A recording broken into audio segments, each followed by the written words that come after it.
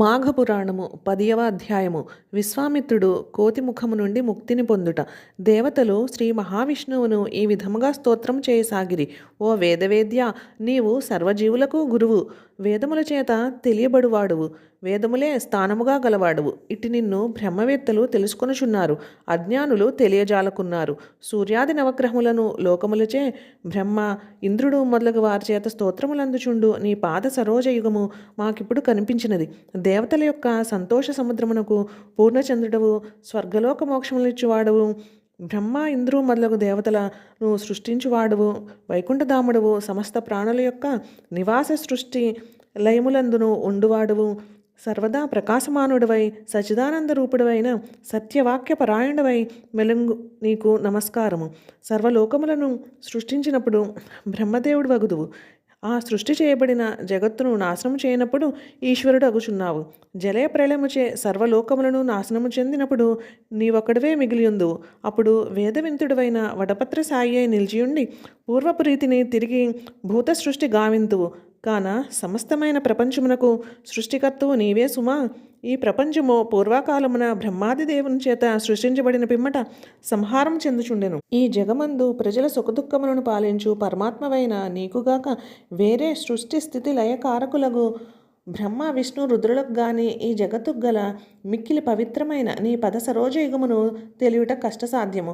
కర్మ ప్రకృతి గుణభేదములచే సమస్తమైన ప్రాణకోటిని సృజించును. అఖిల నిషేధములను విడిచి నీ ఇష్ట విధిని స్వీకరించు నిరుపమాన ప్రజ్ఞగల నిన్ను సామాన్య మానవులు ఎరుగజాలరు. ఈ జగమంతయు నీవే. నీ యొక్క రూప కూపము నుండి అనేకమైన బ్రహ్మాండములు అతి సూక్ష్మమైన పరమాణువుల వలె ప్రకాశించుచున్నవి. త్రిగుణయుతమైన రజోగుణ పరిబద్ధయున్న మూఢులు ఆ పరమాత్మ స్వరూపము ఎరుంగజాలక అజ్ఞానమున పడుచున్నారు. ఓ శ్రీహరి, నీవు మొదట మాయను పరికల్పించి పిమ్మట సచ్చిత్ గుణములను సృష్టించి ఆ పిమ్మట దేహములను సృజించి నీవే జీవాత్మయు పరమాత్మయు కూడా అగుచు ఆత్మలయందు ప్రవేశించి జగన్నాటక సూత్రధారివై ప్రకటించబడుచుందువు. బ్రహ్మదేవుడు నీ యొక్క నాభికమలమందు పుట్టి సముద్రమందు తన పుట్టుక స్థలము తెలియక పద్మనాళమందు ప్రవేశించి దేవా, నాకు ఆధారమేమి, నేనెవ్వడను, నేనెట్లు వచ్చి తిని అని చింతనొందెను. అంతటా ఆకాశమందు తప అను శబ్దము వినబడెను. అందువల్ల తపస్సు శ్రేష్టమని గ్రహించెను.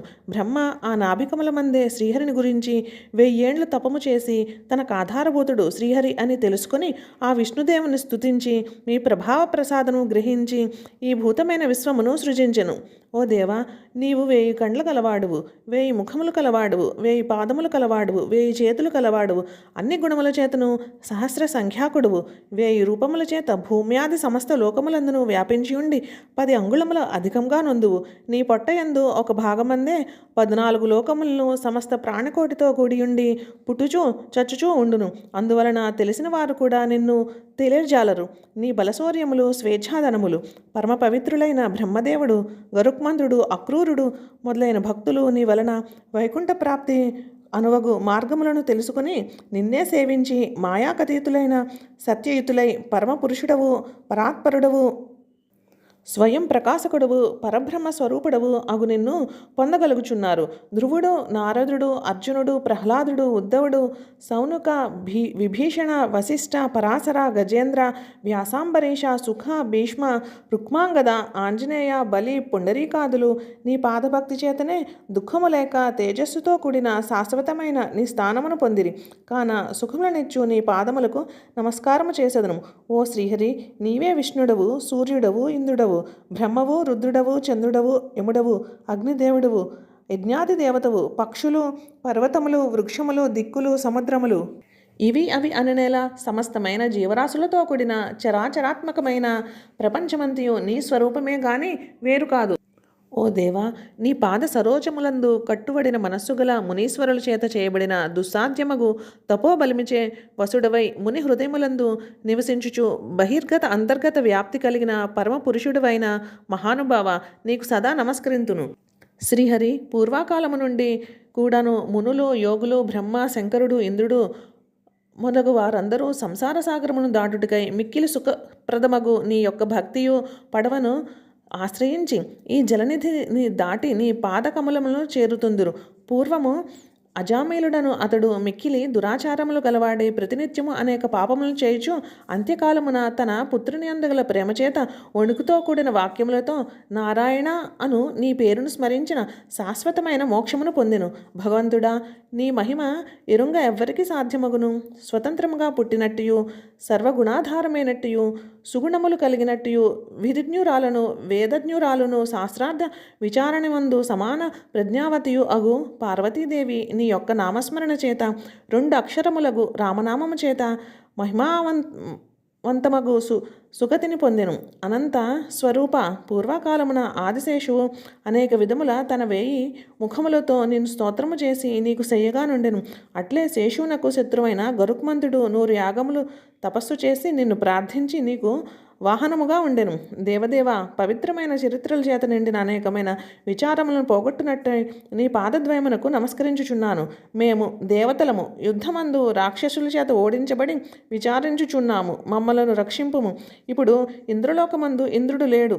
అతడు ఎక్కడ ఉన్నాడో తెలియదు. స్వర్గలోకమున రాక్షసులకును మాకును యుద్ధము జరిగిన మేము ఓడిపోయి రక్షణ శూన్యులమై నిన్ను ఆశ్రయింపవచ్చితిమి గాన ఇంద్రుని గాని ఇతరులు ఎవరైనా సమర్థులుండినా వారిని గాని స్వర్గ పరిపాలనముకు పంపించి నీ శరణాగతులమగు మమ్ములను రక్షింపుము.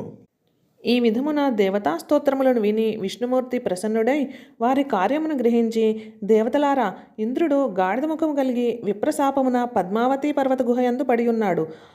ఆ శాప కారణము చెప్పెదను వినుడు.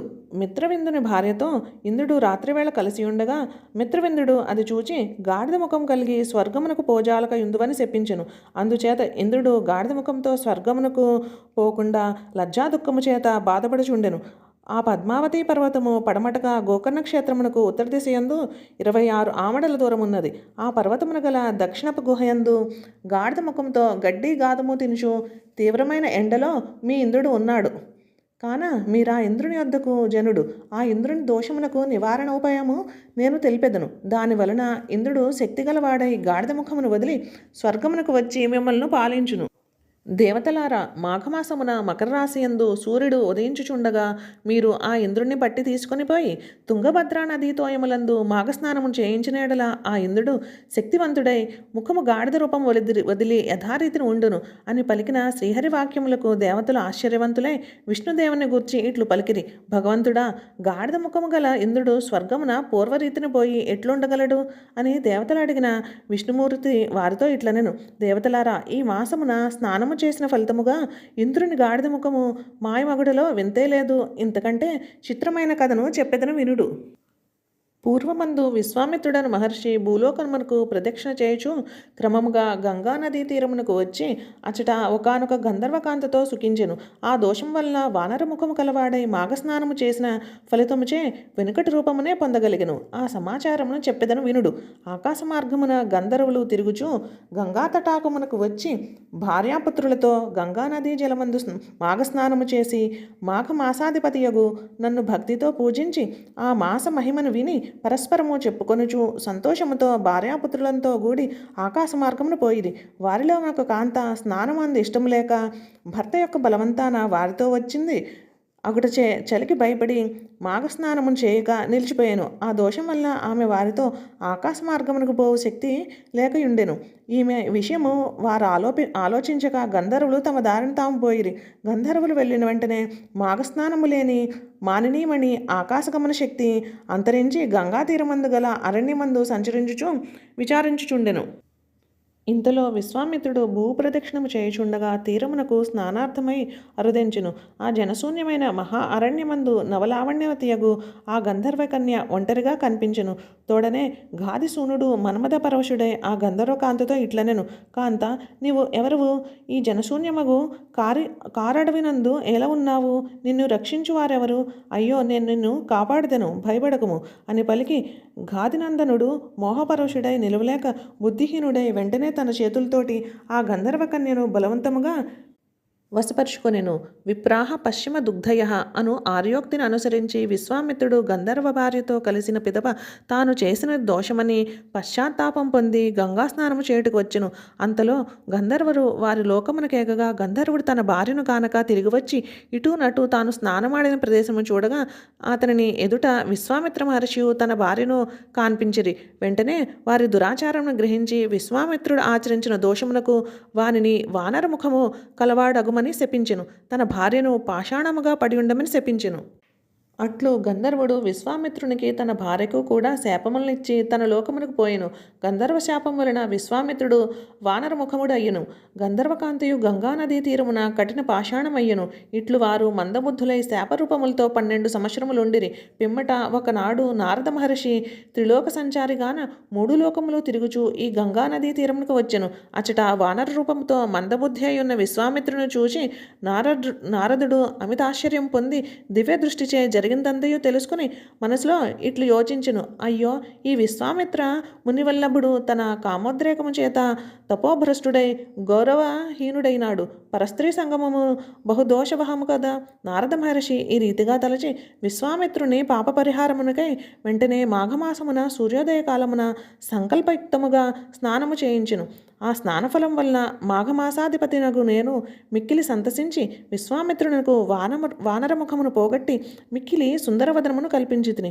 అంతటా ఆ మునులు ఇరువురూ చేరి తపస్సు చేయుటకు పోవుచు కమండలో ఉన్న ఉదకమును పూర్వము ఈ విశ్వామిత్రునితో కలిసి భర్త చేత శపింపబడి ఉన్న పాషాణంపై ప్రోక్షించిన గంధర్వుని భార్య పాషాణ రూపమును విడిచిపెట్టి మిక్కిలి అందమైన వదనారవిందమును పొంది ఉండెను. నారదుడు ఆ స్త్రీని చూసి మిక్కిలి ఆశ్చర్యం పొందెను. గంధర్వకాంతయు ఆ నదీ జలమందు స్నానము చేసి తన లోకమునకు చేరును. నారదుడును విశ్వామిత్రుడును తమ తమ ప్రదేశములకు ఎగిరి. ఇది స్కాంద పురాణ అంతర్గతమగు మాఘ పురాణము 10వ అధ్యాయము సమాప్తము.